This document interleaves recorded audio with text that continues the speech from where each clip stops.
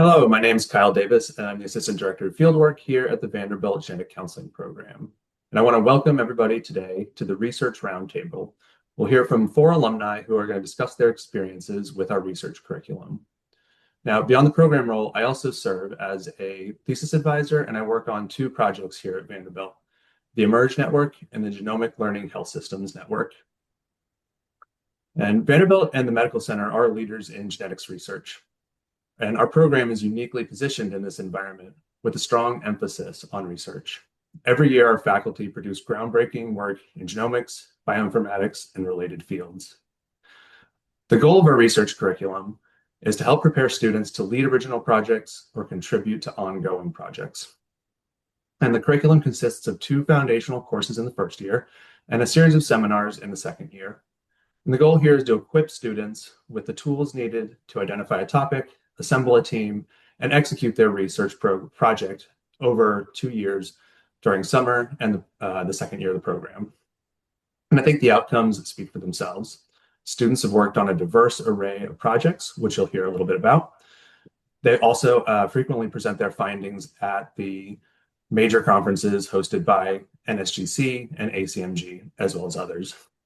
And we encourage you to explore the materials that we provided, as well as the publications page on our program website.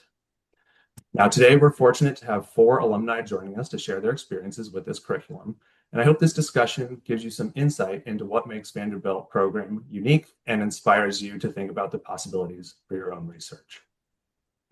First, I'd like to introduce Carly Smith. Carly was a member of the first cohort of our graduate program and graduated in 2021. During her training, she explored contributing factors to the lack of partner uptake of expanded carrier screening. Carly is now the lead perinatal genetic counselor in the Fetal Center at Stanford Children's Health, in addition to conducting her own research and teaching students in the Stanford Genetic Counseling Program. Olivia is a 2025 graduate from the Vanderbilt program. Her thesis, which involved rare disease research, was titled A Disease Concept Model for the DYRK1A Related Syndrome. She now works as a clinical pediatric counselor here at Vanderbilt. Leanna is a 2024 graduate from the Vanderbilt program. Her thesis was titled Unraveling the Diagnostic Odyssey, Modeling Phenotypic Heterogeneity of Neurofibromatosis Type 1 from EHR data to Assess Impact on Diagnostic Delay. She worked to define and investigate how patients with genetic conditions present with varied features and if this impacts their time to diagnosis. She is now a research genetic counselor, continuing similar work via the Fellowship in Genomics Research Outcomes Research, or FIGOR, which is funded by the National Human Genome Research Institute. And finally, we have Cece Kessler. She's a 2024 graduate of the Vanderbilt program, where her thesis examined the impact of rapid genome sequencing in hospitalized patients. She is currently an ocular genetic counselor at Vanderbilt, undertaking the 2-year FIGOR Research Fellowship, while staying active in patient care and teaching roles. Welcome, everybody, and I'm happy to have you here. So as we kick off this roundtable, I first want to hear a little bit about your background. So if you can, please tell me about your research experience prior to entering the Vanderbilt program and how this experience, or lack thereof, shaped you. So when I came to the Vanderbilt program, I had no prior research experience in undergrad beyond required lab classes. So I was pretty nervous about the thesis requirement for graduate school. And so in my process of applying and interviewing with programs, I really wanted a place that emphasized mentorship and support while still allowing autonomy to develop my research skills, given that I had so much room to grow and learn. Yeah, when I joined Vanderbilt, I was coming in with a bit of prior research experience. So I held a few different research assistant roles prior to coming to Vanderbilt, mostly in cancer genetic and public spaces, where I held roles such as interviewing participants, collecting data, and helping with designing posters for conferences. However, even though I had this experience, it is definitely a foreign process to go from being a research assistant where you're given very specific tasks to then going to the driver's seat and being in charge of your own research project. So I think no matter what research experience you're coming in with, it's a very, foreign process for everyone. And I would say if you're coming in with experience, try to reflect on the things you've learned about research admin, management, and organization. Those skills are going to help you.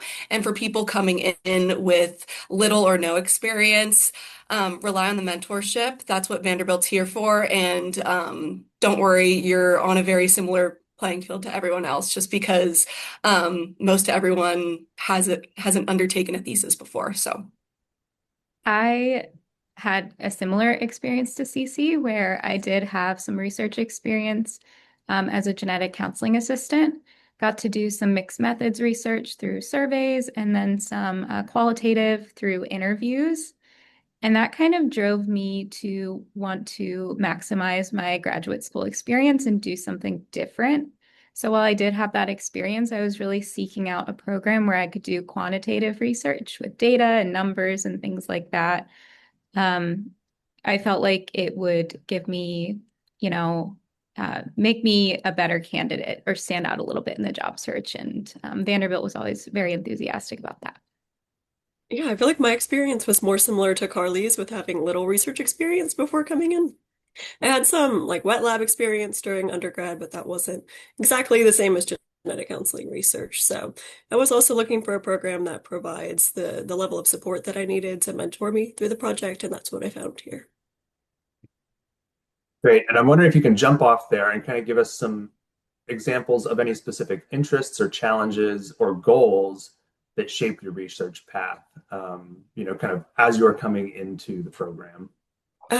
Before this, I knew that I had some interest in like pediatric space and in pediatric research. And so because of that, I was interested in those types of projects, and I was able to make connections through Vanderbilt that helped me do that kind of project that I already knew would foster my clinical interest. I came into grad school with an interest in peds, but it was actually in my first semester when we had some courses talking about the developing fetus that I really grew my passion for prenatal. And so that led me down looking for a prenatal project specifically, and getting to work with that group was just an amazing experience, and obviously shaped my future career trajectory of now working in prenatal. I already talked a little bit about how I was seeking out a more quantitative project, and that was actually one of the big factors in deciding where I wanted to go to graduate school. So with that, I really was interested in the unique databases that Vanderbilt has. They have databases that are identified and de-identified mirrors of the electronic health record. They have databases of patients with confirmed genetic testing. They have biobanks. So I really had an interest in gaining skills that I thought would pair well with the data we had at Vanderbilt. And while I came in with research experience, when I started Vanderbilt, I was actually less excited about the research portion and more excited about learning more about different clinical specialties. And so I let this interest guide the project that I ended up picking. And we encourage students to do this as well. You don't need to think about the research project as, a checkbox for a graduation requirement. Really, you should think about how this thesis can best benefit you in your training. So I specifically chose a project that would let me dive into a new clinical specialty that I had little experience with. And I prioritized a project where I would be working directly with mentors that I was really interested in growing professional relationships with. So if you're coming in with no specific research interests, that's completely fine. And you can kind of think of this project as a way to extend your clinical training and just your overall professional training as well in different ways. Yeah, that's great. I love hearing how, some people are coming in with some ideas and goals. And I will say very few people come in with a very specific project, a very specific idea. A lot of it's more organic, right? You have general data sources available, you have people who have ideas, and then you learn things along the way. You really like prenatal, you really like pediatrics, and that can guide you as well. And one of you touched on this, and this is a long time ago, but if you can remember back, what were some of your feelings coming into the program when you thought about this research aspect? Maybe you're nervous or excited, maybe you're eager or worried, or a mix or something else. Give us a sense of what, if you can remember what it felt like before you came in. I was just gonna say I was extremely nervous. It's a huge project, and coming in, it's very daunting. Like, how is this something that you're going to finish within the time span of a 2-year program? And not only that, how can you be in charge of a project that is so foreign and new to you? But overall, even though it is challenging to complete and design and complete your own thesis, it will get done. The program here, we have built-in support to provide mentorship, to give you guidance. It will get done, and you're going to learn a lot. And yeah, it's totally natural to feel nervous. I also felt nervous because, like Cece said, it's really like a huge undertaking. And looking at all the steps together, it's like, how am I ever going to do that? But, breaking it down into steps is really helpful in that way, and learning along the way is helpful. I was also excited because I felt like grad school was a safe space to try something new with all of these support infrastructures.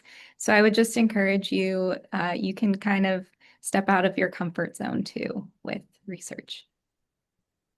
I agree. I was also really nervous coming in, especially not having much experience before grad school. I had never really even been like involved with a project of this scale, and then having to lead one on your own was a bit daunting. But I think over time that with all of the support that Vanderbilt provided us, I was definitely able to grow those skills and able to choose a project that fit my passions and help my career goals as well.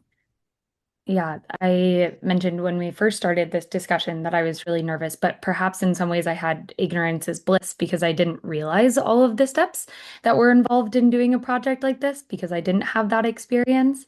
So it was definitely a big learning curve along the way of what is all involved and how do you work with an IRB and just every step of the process.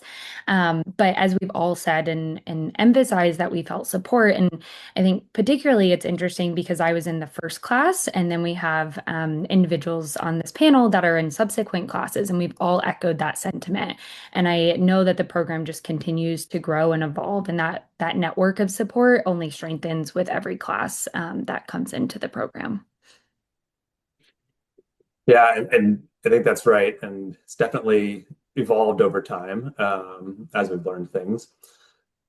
Now, you all mentioned that it's a big undertaking, that there's a lot that you learned, big learning curves. I think, Olivia, what you said, or maybe Carly, or maybe both of you.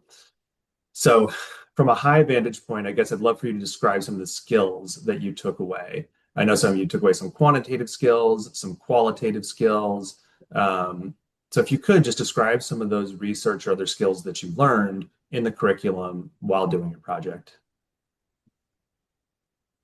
Yeah, I think each of us will have taken away a lot of skills that were directly relevant to our project. Like I did a qualitative project, so all of those skills were definitely greatly improved since I didn't really know anything about that before starting. But I think regardless of what you choose, the program also makes sure that we learn skills related to all different types of research through the curriculum. So even though I didn't do a quantitative project, I did learn about aspects of quantitative research through the program. So I think that moving forward in my career, if I was able, or if I was asked to do a research project or participate in one, I would still have that foundation, even if it wasn't directly related to my project. Yeah, for me, having no research background, I learned the fundamentals of how to create and submit an IRB, and how to work through the various questions and comments that arose during the review of our proposal. In the end, I learned how to write a ready to publish manuscript and create a poster that I was able to later present at a conference. And also, I worked on developing my oral presentation skills through some of our different proposals that we went through, and also just working with a larger group of colleagues, especially those that were more senior to me. I think that sometimes can be a little nerve-wracking as a student, but how do you work with people that have more seniority and more expertise while also integrating your own ideas and wanting to make sure you get the most out of the project? Yeah, I learned several technical skills through my research project, such as how to build a REDCap project, how to collect data through REDCap, how to use R, statistical coding. Um, really, you really work on your scientific writing and presentation skills, which is huge, how to work with an IRB. But really, I mean, overall, the program isn't just teaching you how to design a solid research project. It's also teaching you how to confidently defend and justify your research design. And I think that is super powerful because all research designs are going to have limitations. There's never going to be a perfect research project. But through the program, you learn how to navigate limitations and how to create a really solid project. And through that, you're given creative power and leadership. And I think that is just a super cool skill. And you're going to see a lot of the technical skills and research skills you gain overall translate further into your career. I would echo everything that everyone else has already said. And I think I just want to emphasize that there are very structured moments of learning, like being in the classroom and learning how to write a research question or do a literature review or things like that. Also built in is like an individualized learning plan where you say, this is what I need to learn to be able to do my project. So similar to Cece, I was learning some R coding. And then there's like hands-on learning where for me, I learned how to do the coding and the chart review and statistics. So I think that all of these things are strengthened by all of these different experiences and they help you move your research forward. Yeah, I love one of the strands here I'm picking up is that you not only learn like, specific skills, how to build a red cap, how to use R, how to build a research question, but also some soft skills, how to liaise with people, how to defend an idea, how to craft, certain parts of this project. So those are skills across the continuum here. And so this kind of segues nicely into our next question. And Carly, I'd love to hear from you here first. So how did you apply some of these skills that you learned in your current work? And whether that's related to a research project or other work you do? Yeah, so although I really appreciated the skills I learned at Vanderbilt, I wasn't interested in pursuing roles after graduation that involved research. But then 9 months here at Stanford, I had the opportunity with our director of genetics to start exploring a project investigating the utility of prenatal exomes for fetuses with brain malformations. And now, after almost 5 years from graduating from the Vanderbilt program, I've led several research projects independently here at Stanford, as well as served as a primary research advisor to 3 different trainees in the GC program. So I think all of that to say is, as we've been describing, these skills that you learn are very transferable. And even if you might not use them right after graduation, you might need them down the line, whether it's working with other colleagues and collaborations or leading your own projects. And so although I was nervous entering the Vanderbilt program, I certainly took a lot away and it's made a huge impact on my career and what I'm doing nowadays. I mentioned earlier that when I joined Vanderbilt, I wasn't super interested in the research portion, but that vastly changed over time. And now I do research for more than half of my role currently. So the research skills that I learned during the program definitely serve as the foundation of what I'm doing now. But I think it's really important that these research skills can also translate into clinical practice and clinical care. As a genetic counselor, you are going to need to do extensive literature reviews for, variant interpretations, rare conditions, what have you, and you're going to need to be able to critique published literature in a way that you can then translate into clinical care. And the foundation of that is going to come from what you learned during the research portion of your training. Another way that I saw this translated clinically is that when I joined our team here at Vanderbilt, we didn't have a system of tracking patients or tracking genetic results, things like that. And since I learned how to use REDCap for my thesis, I was able to easily create a REDCap database for our clinical team, and that now serves as a really central tool on the clinical side. So I think there's definitely going to be a lot of skills that you accumulate, and I like what Carly said, that you might not necessarily use them right after graduation, but they're going to be sitting in your pocket to use later as well, and you're going to realize over time kind of the wealth of knowledge you've accumulated and how it can kind of boost you in your career. Cece, I love that you bring up like thinking like a researcher, because I've noted that. I would say that, I'm working directly in research and kind of on a similar project. So the skills that I gained are more like directly applicable to what I do daily. But even, being in the clinic or talking to research participants, you start to think more critically and you think about real life research questions and how to improve patient care and things like that in every facet of your professional life.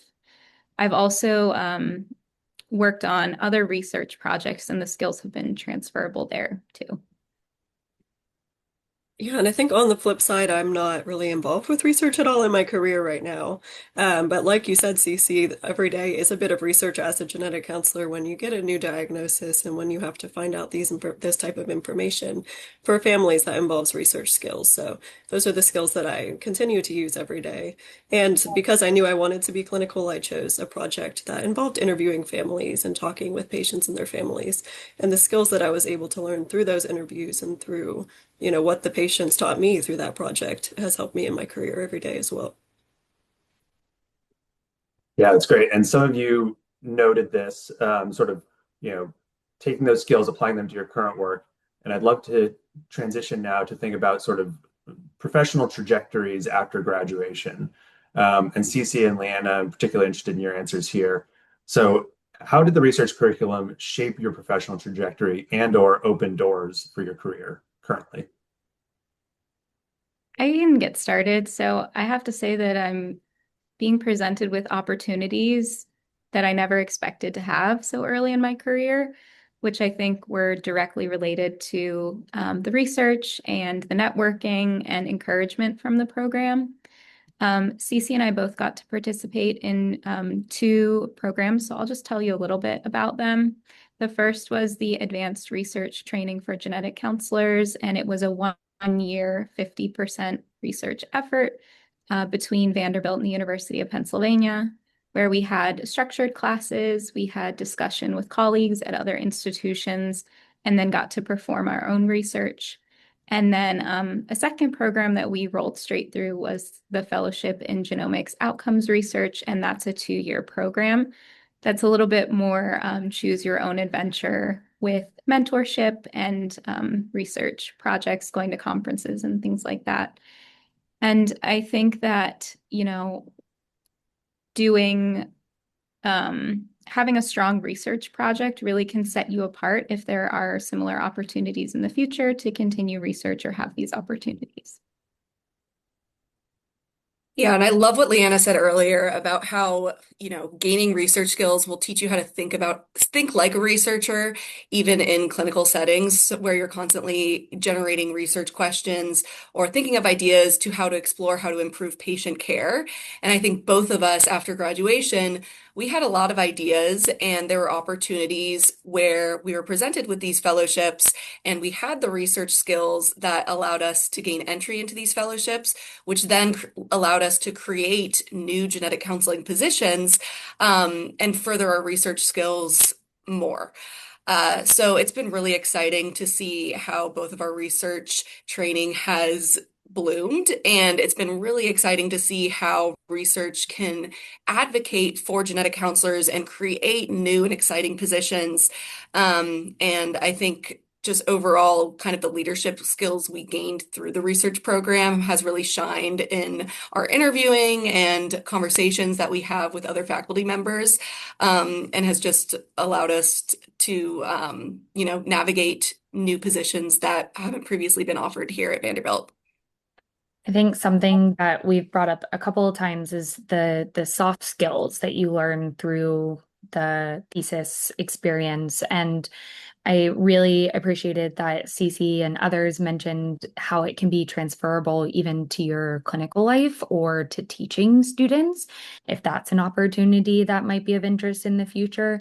And even just being confident, presenting, my everyday life of prenatal genetics, I learned how to build a presentation that I was going to give and what is the important information that needs to be shared, which you're often distilling when you're writing a manuscript or creating a poster and kind of finding those details that you really want to make sure to emphasize. Also, how do you present the information? Is it just a bunch of text on the page, or do you create a figure or a table? So there's many ways that the thesis project and the different deliverables that are expected at the end can help build skills that you might need in clinic and teaching and research efforts after graduation. Yeah, I think like we've all been touching on, this will be relevant regardless of like the exact professional trajectory that you take. And so, like I've said before, it has helped me in my job as a pediatric counselor and having those skills that I gained through my research project of interacting with these families and of advocating for rare disease patients. I think those are skills that don't always directly connect to a research project, but that I've been able to apply to my career and my trajectory. So I think regardless of your passions and what you choose, it will be relevant later on. Yeah, and both Carly and Olivia, both of your projects were in the same area in which you both work now, which I imagine made the interviews easier to, this is a project I did. This is clearly a passion of mine. And so that also probably has an impact on hiring decisions, your professional trajectory in general. Okay, last question before we go on and talk about mentorship and support. And I'm wondering if you can each share a brief anecdote or moment when you had kind of a breakthrough in your research skills, or kind of like you had like an aha moment, or something along those lines.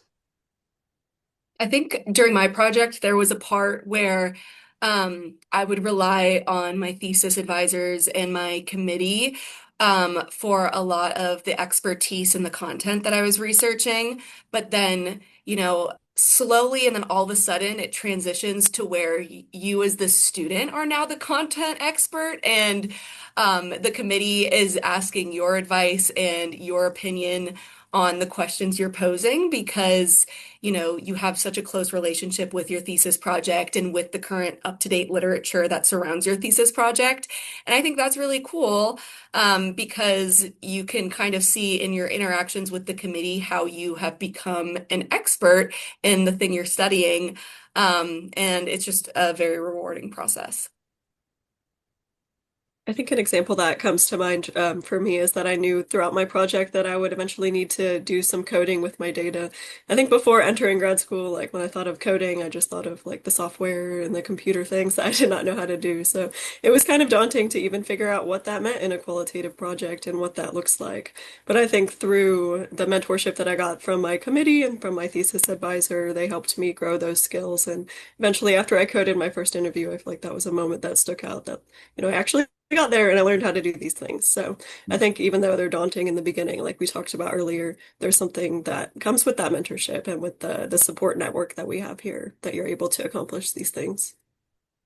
Yeah, along those lines, as Olivia was describing, as part of my training plan, I took a biostats class, and this was with other master's and PhD students at Vanderbilt. And then I think even though I still had biostats support from the Department of OBGYN, when the information came back to me, I understood it way more than if they just did it and they sent it to me and I just inputted it into my manuscript. I was able to actually dig through the data a little bit more and understand, okay, what does it really mean to be statistically significant?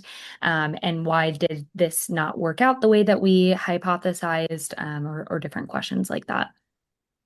My project had quite a steep learning curve, and if you've ever done any kind of computer coding, it's very specific. So if you miss a space, if you miss a comma, it's not going to work. So there were moments where I was writing and rewriting and editing and working through error messages for coding, and it would always feel like a little breakthrough to get a result because that means the code worked. Um, on more of an extended timeline, very recently, I had the realization, a couple years in, that the very basic code that I was running during my thesis, I was now able to manually edit every single step of that. So it was just really cool to see that growth during the program and then beyond the program. Be like, wow, I really did learn quite a bit. Yeah, no, I think you don't know how much you learn until you start doing something new, right? Or come back to something and see how far you've come in that skill or in that area. And you all touched on this, I think, in your answers or in previous answers about the mentorship that you received from your committee, or from the program. And so I'd love if for you guys to tell me about that. So what kind of mentorship, support, or resources did you receive during your project? Leanna, we'll go ahead and kick it off with you. Yeah, I think that you'll start to notice that a big thread in the Vanderbilt program is levels of support. So you have a research advisor, a research review committee member, content experts on your committee, program leadership, you have your near peer, research coaching and workshops. And you have all of these sources of support so that you can go to different people for different needs. Like if you need encouragement, brainstorming, if you need technical knowledge, really, there are a lot of touch points so that you don't feel like you're totally stuck. Yeah, during my project, I encountered several road bumps along the way, as many people experience in research. And my research committee, as well as the research review committee, as part of the VU leadership, immediately offered support. But something I really appreciated was that they still allowed me to take autonomy to work through the challenges, which I think really allowed me to grow.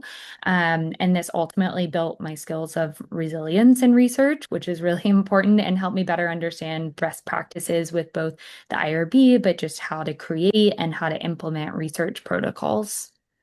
Yeah, Mary and Carly, I had two co-thesis advisors who were genetic counselors. They were great mentors and student advocates. And they stepped up when I really needed their support, but they also gave me the space to define who I was as a researcher and work independently. And I really appreciated that. I think, like Leanna was touching on, there's just multiple levels of support within the program. So we have our main research advisor. I also partnered with a patient advocacy organization and with a rare disease patient research organization that I was only able to get connected with because of the network at Vanderbilt and because of the connections that different faculty members have. So I think that we have multiple different levels of support. I had my near peer as well, who did a very similar project for her thesis, so she was a big support for me. And I think that the program leadership is always there as well. Even if they're not directly on your committee, you can always go to them with any concerns or for extra help. Yeah, I think we all love hearing not only updates about the student projects because we think they're all interesting and want to hear the results and everything, but we also typically do research, at least for some of our job, and are happy to think through solutions, or ideas. Um, But let's think back more about your thesis committee. So everybody forms a thesis committee. You've all described people who are on your committee. But I'm wondering how that committee helped you manage challenges. So maybe something like imposter syndrome, some sort of speed bump, like you mentioned, Carly, um, or just balancing priorities. So how did you use your thesis committee and how did they help? I remember that one of the road bumps happened over the weekend, and everyone was available by text even to reach out when I had an immediate SOS moment. And we came together on Monday and just immediately brainstormed what could we do for next steps. So I appreciate that everyone was always readily available, and certainly there's a work-life balance that genetic counselors and other members of the committee are often trying to practice. But also they understand that when you're a student, there's often SOS moments and you might need help over the weekend or in the evening. So I think it was the availability of my committee that really made a difference when I had moments that I needed their help or just needed someone to tell me that you're doing great, you're making progress in this, you're going to see the light at the end of the tunnel soon enough, like just keep going. I appreciated getting texts and phone calls and emails to remind me to just keep going. I had a pretty specific setback during my thesis project where I basically had to start over 6 months before graduation, and that was a very stressful moment. But my committee really pulled through. They advocated for me, they validated me, they increased their meeting schedules to help me make deadlines. I had one advisor who met with me over the holidays to help me. And it got to the point where we came up with this system where I was going to focus on everything that was in my control. I was going to increase my communication. So I would create like status updates on the timeline and on things I was specifically completing, and giving that to my committee. And then they would work with the program to make sure I wasn't falling behind or the status wasn't impacting graduation. And that was really helpful because if I was doing both of that, that would just be very stressful. And I think I would start to focus more on, how my research setback is impacting my ability to graduate. And I think that was really helpful that they were able to come in, advocate for me on, the faculty side, and then advocate for me and support me as well as research mentors in our individual meetings. And we started over. It was a lot of work, but we got the project done, and it kind of ended up being a nice life lesson about how to focus on things that are within your control, and that you will in fact complete the thesis requirement, and that there is amazing support. I can relate a little bit with the time crunch just because I picked a big project and grad school moves quickly and there's a lot to do. Um, those conversations were always focused on like, what can we do to make you successful? What can we do together to make sure that you finish on time, which I found really helpful, that collaborative approach. But again, letting me be the driver of the project. And then I definitely had a little bit of imposter syndrome as a person who's not a computer scientist or biostatistician. And it was always so helpful to have reminders of how far I'd come and what unique skills I could bring with my genetics knowledge to the table. Yeah, I agree, Leanna. I also had a lot of imposter syndrome about the project and about taking on your own project and taking the lead on it. But I think, like you touched on as well, the support from the program while also balancing, empowering us to take on the project and really take the lead, that balance together works really well to help with that imposter syndrome and to help us all as students know that there is the support there, but that we're also capable of taking on the project on our own. And I think in terms of like balancing the research with all of the other responsibilities of grad school, I don't know if we've touched all that much on like the research class itself, but I found it really helpful that there were deliverables in that class that correlate with the research project and that help keep us on track and make sure that we're doing everything at the right pace. So I think that all of that together really worked well to help us complete the projects on time and take them on ourselves. That's great. That's great to hear. And that's obviously the goal is to keep everybody on pace with the deliverables at the right times. So thinking, I guess, a little more broadly than your thesis committee, and this is the last question before we'll wrap up, but how has your network from the program, which could include that thesis committee or other faculty or peers or alumni how have they supported your professional or academic growth after graduation? Olivia, let me start with you. Yeah, I think something with this program and like everyone becomes close over the experience of grad school, and it's something that even today, like being fully graduated and out of the program, I know that I could always rely on leadership or rely on the faculty from the program for anything that I needed moving forward. And I think that they make that really evident when you graduate. I remember the program leadership reaching out about boards as we were all studying for boards and how they could best support us with that after graduation. So I think that that level of support continues, that the program also helps keep us in the loop about networking opportunities or CEU opportunities through the program and things like that moving into your professional life. So it's not like you graduate and you're out of their mind. They definitely keep you in the front of their mind and help you out moving forward too. Yeah, there is such a strong culture of support with this program. The faculty, they're invested in your growth. Your peers, you're going to create really close bonds with them, and you're going to be able to rely on them as well, no matter kind of what path that you take in your career. And the alumni, there's Vanderbilt. We're now on the fifth, sixth, seventh class. But there's not a ton of alumni, but there's still several that I haven't met yet. But whenever I meet one, I know that, it's going to be a safe conversation and it's going to be someone who's interested in, helping my career if I need that help. And it's a two-way street. I feel the same way. So there's definitely, a really strong sense of support in the Vanderbilt community. And I think just with genetic counseling being such a small field, you're going to meet a lot of people outside of the Vanderbilt community that know, people within the Vanderbilt community, and you can really rely on that into making new connections and fostering your network. So I think, there's a lot of ways you can kind of take it there, but it's a really supportive culture. Yeah, as I mentioned before, the skills I learned at Vanderbilt not only helped with my career goals that I didn't realize when I started this job, but have now grown to be really passionate about. But I also learned how to be a research advisor and how to support future trainees, and that's part of my role here at Stanford as well. I keep in regular contact with many people at Vanderbilt despite the distance across the country, and we always try to connect at conferences.